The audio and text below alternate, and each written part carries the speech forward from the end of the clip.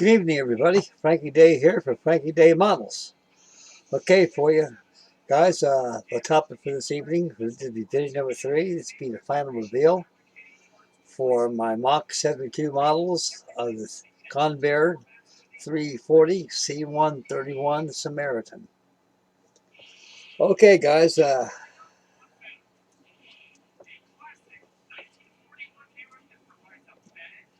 this plane wasn't easy. It's not easy. For one thing, the molds of these things, they're good molds, but as an overview, as the kit itself, it's I would not advise it for the novice heart to venture into this kit. It's a nice kit. It's a lot of flash, a lot of cleanup work, and there's a lot of misleading panel lines too. They got the rescribed bend and everything. And the panel lines, what they give you are very, oh, I don't know, a little more than dire. They're the representations of it anyway. I wouldn't too enthused on the panel lines. I just go ahead and made this thing. I built it as a fun build, and like all my models are fun builds to me.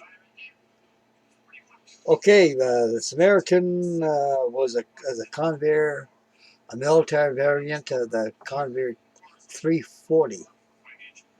It was actually initially designed for the short haul commuter, and a lot of people needed to get from one destination to another. For example, if you lived in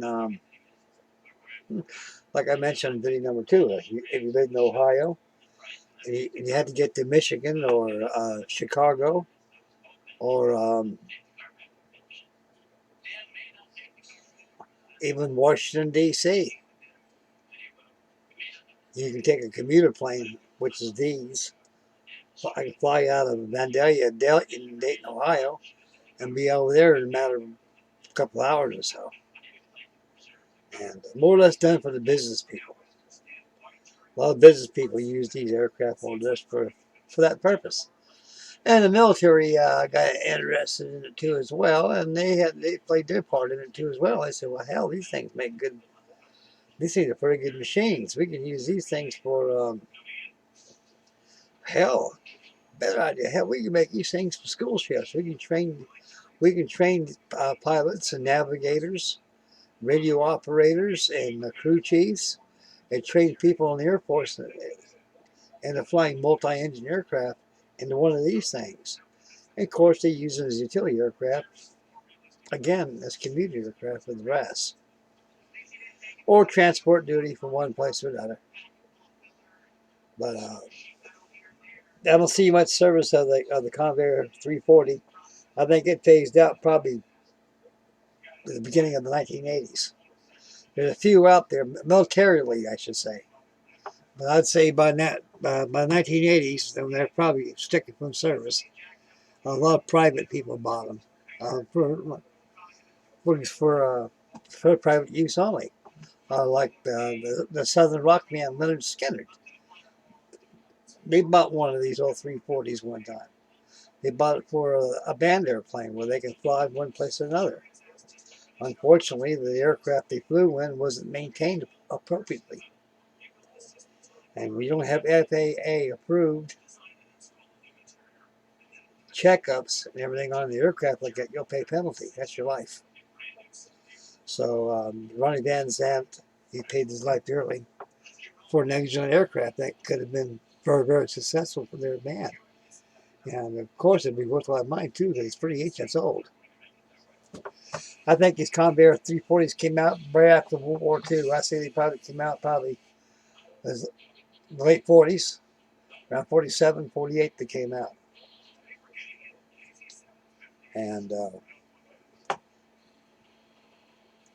they varied from aircraft to aircraft.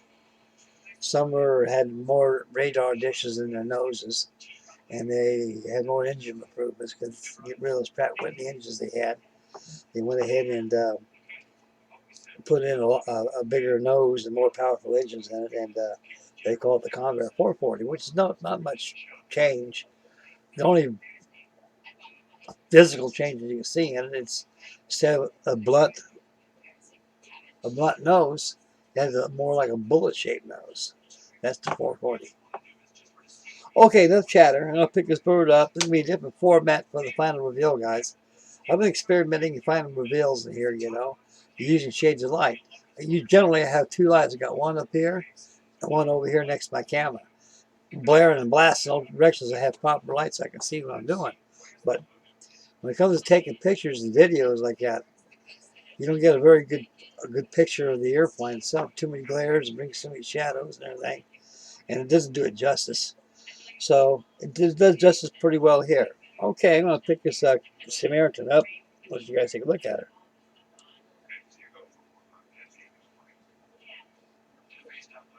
Here I am, guys.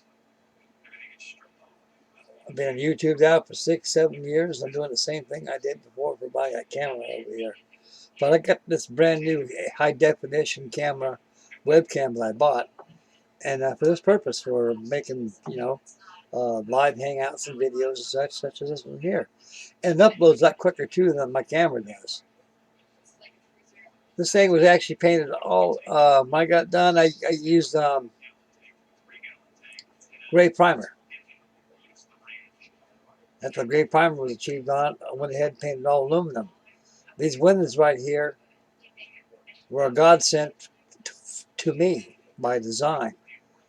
These windows have no flanges on the end where they pop in the inside and you get the flange on the outside which locks in the fuselage to keep the windows from coming out, like most clear parts are.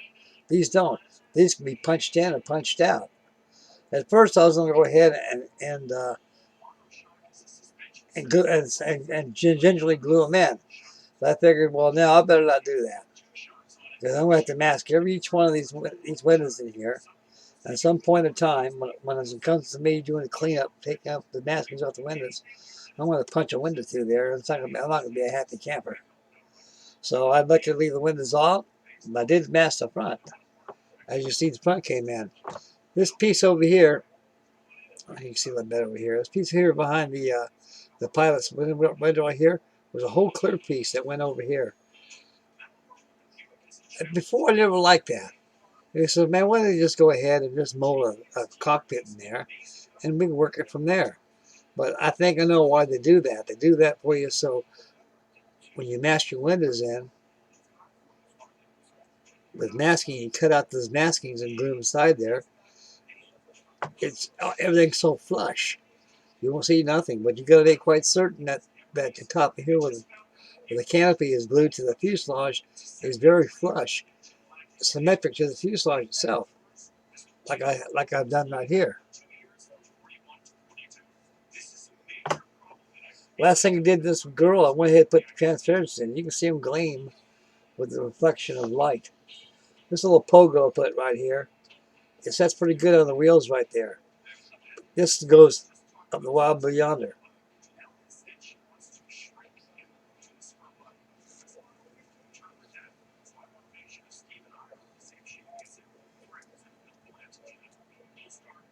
I went ahead and used Pactra metallizer aluminum.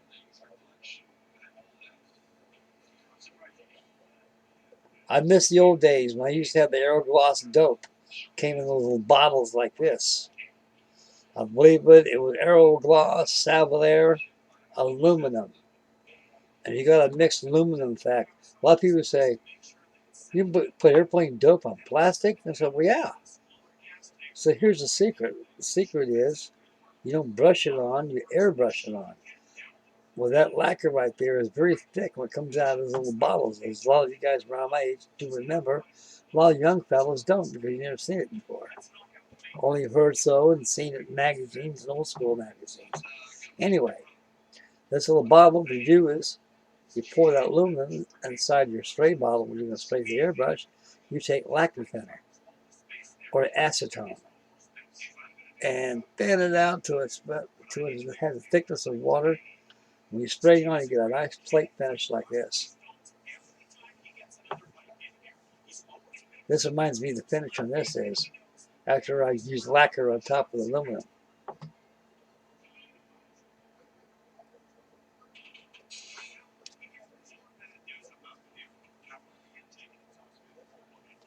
No foot racing building this airplane, guys.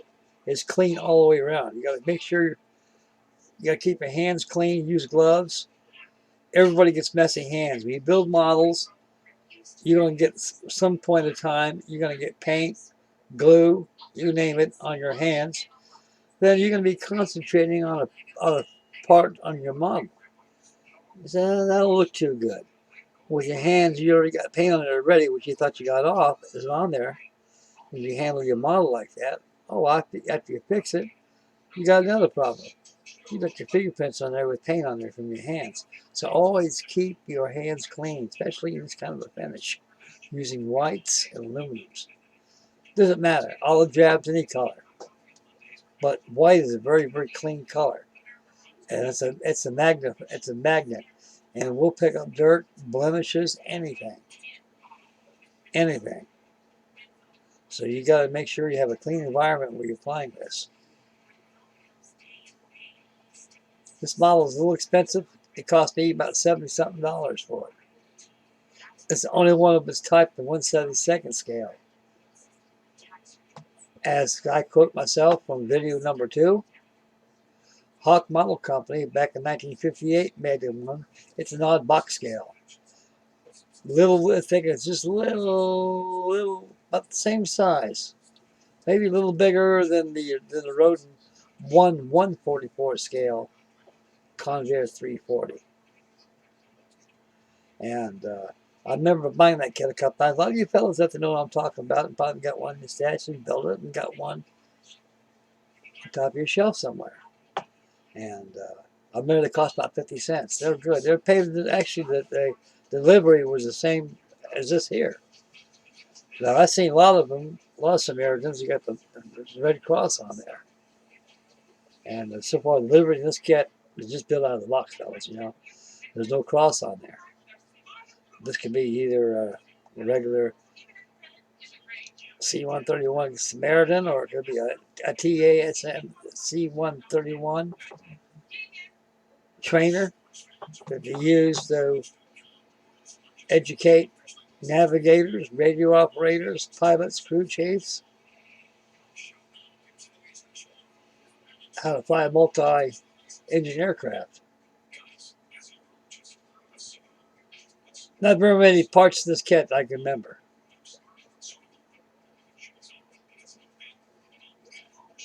This is not a multimedia kit. It's all plastic. It's hella plastic.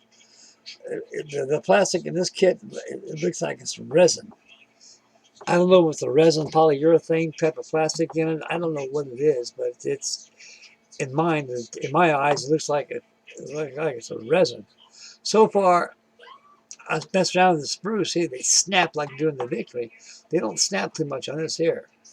So there's no have to worry about snapping any parts, fellas. The plastic in here is very, very strong. And I don't think you have no alignment pins on this fuselage. So you got, and there's a lot of flash on it. Every part that you get off this kit right here, it's flash. It's a flash peg all the way. I imagine this is a limited run kit. They only make so many and they go onward. But this is a nice kit. It goes together very well. I really highly suggest it. You young fellas out there and you old school boys like me, go out there and get yourself one of these. They're expensive. You can probably find them on eBay cheaper than that. And you pick yourself up a C131 Samaritan and have a ball with it. The only one I can remember I've had out of the Samaritan this size. Matter of fact, it probably is a 1/72nd scale. When I was about 13 years old. Plastic was now starting to get in, guys. Let me sit the 340 down. Plastic was starting to come in. Most kits in those days were sticking tissue models, card models, a lot of them. Also, once in a while, you get a lot of wooden kits come in. There's one company called Stonebreaker. They made a lot of solid wooden kits. What it is, the blocks of wood cut. It's like taking a profile or a jigsaw and cutting out the jigsaw or the fuselage and taking a jigsaw and cutting out the wings, all solid wood. And they got templates in there where you lay them on there. You got to mark it like working on a model ship, like over behind me, a model ship. You got to mark your stations in like this and make sure those templates will fit where you're sanding. A lot of work. When their hands leave off, yours take over, and believe you me, by the time you get done building a model, you have a pile of sand, sand dust that much.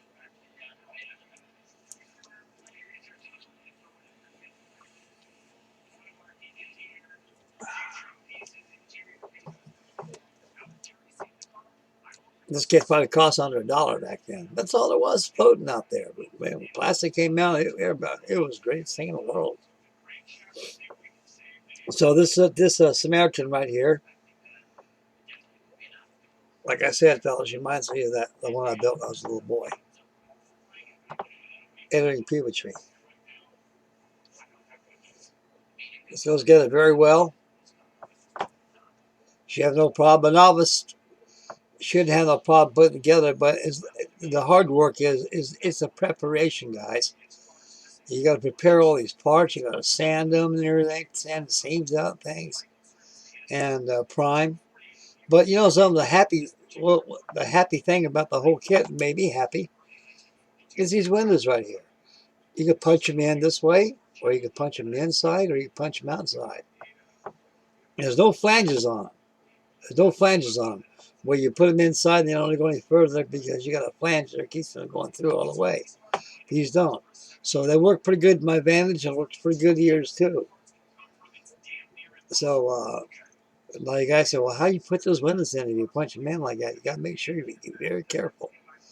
What I do is you take a piece of 1/8 doweling or an end of a cotton paintbrush. You take yourself some tape, some tape, double-sided tape, and put it on there, on the end of it, and take your window on it, and push it through, and move the tape out of the way, it will come out. It'll go in very gracefully without fuss. So I'm going to hang up this one pretty soon, probably tomorrow, and maybe tonight. I think tonight would be a good night to do it. Good grade, maybe about 7 something now? Yeah, 7:17. Early. I'll hang this beast up. So anyway, anybody's got one of these in your stash, build it, you'll have fun.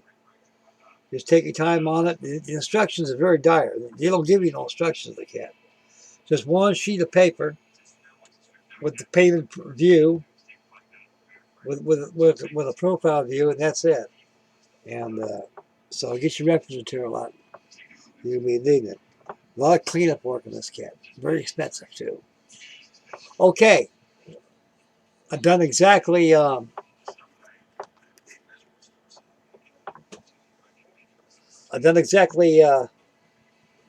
3 models I've done already. So after the final reveal for this Samaritan, I've got the nail bomber coming up, and I've got the paper model of my A6M2 Japanese Zero Zeke. And during the last commercial on the Zeke, the last video on the Zeke, I'll bring out a couple more I'll be doing. So tonight I'll be working on this tonight. My Boeing F4B. I got it all glossed up really good with some varnish. So when I lay the paint down on it, it'll go nice and smooth. And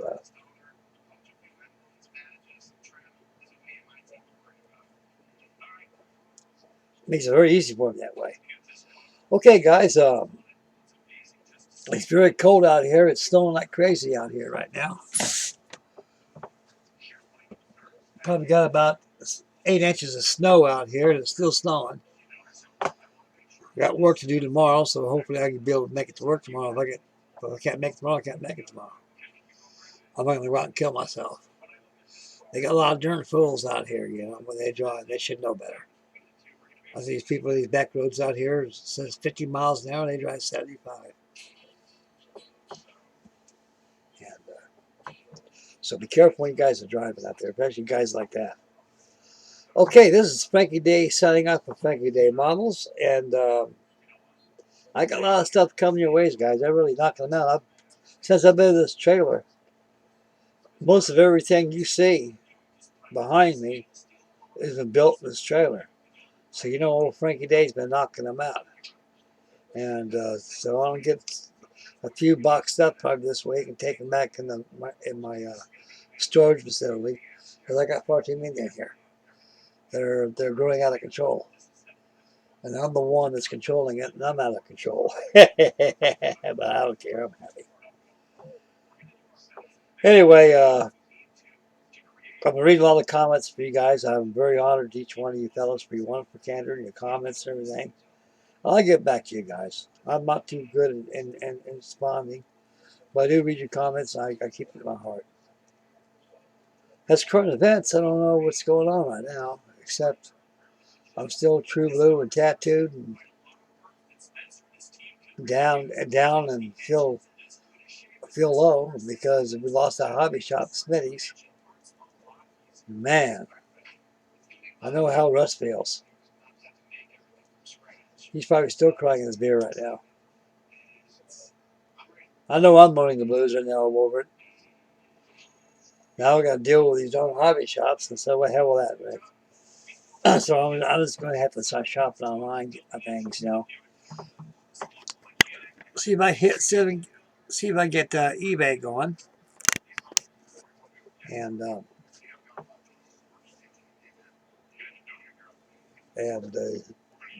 hit Brew Brothers and a lot of stuff out there. Believe me, the hobby shops they have out here, they're nothing. They got quite a lot of favoritism. They go where the money's at.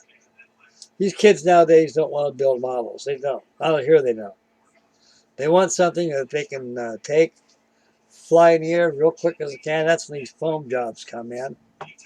They're nice. They're really nice. They never had stuff like that when I was young growing up. And they're not too expensive, but they can be if you don't know what you're doing. That means crash and burn. You got to go to the store buy another $300 one. So when it comes to plastic, buying these, they don't keep the shelves pretty well stocked up. They got stuff in there that's been there for 15 years. 15 years.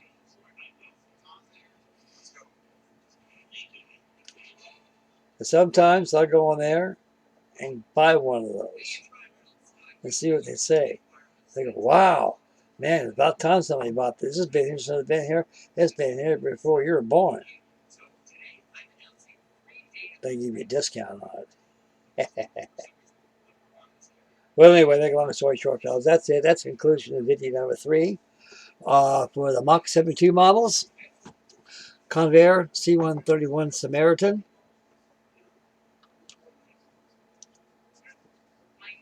Be sure to get one of these. You'll really love it. They're a very beautiful model. It's pretty heavy too.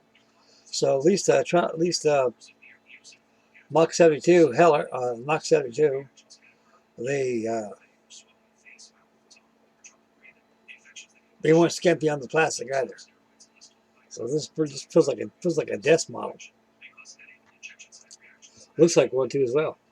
Okay, again, fellas, please make mama happy. Take care of the little ones. Please be safe out there. Wear your mask. This stuff will go away soon. And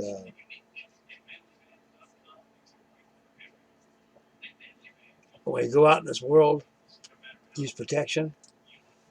Gloves on. Keep a mask on. And spin wisely. Stay focused when you drive. And get yourself a kit. It's getting cold and snowy out there. Take one out of your stash. Work on it. And enjoy yourselves. Enjoy modeling. And like Stu says, get kit crazy. Yeah. I think I'm going to challenge old Stu Avery across the pond. He got himself an ICM Dornier 217, 148. I got one over here too. And Mr. Martin Lambert had a left off a root bill. I wasn't going to put his root bill. He said, no, Frank, it's for the monogram. It's supposed to be a monogram cat. I didn't know that. But so maybe Stu and I can have a little buddy bill going on both owners. Are you listening, Stu? Just having fun, fellas. I feel quite humorous right now. And I feel good. I'm going to work tomorrow. I feel happy. More models make me feel good. I've been knocking them out, boys. I got a lot of places. This place starting like Frankie Day land now. Starting like the old house. Pretty soon even they'll be all over the place. So I got 3 to hang up. I got 2 more videos coming up right after this one. So stay posted for those. I got 2 of them. I got one for my Japanese Zero. I got one for the nail bomber.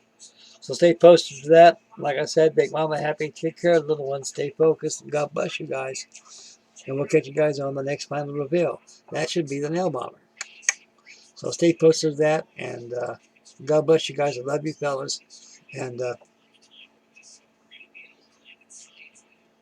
keep up on top. Bye, boys.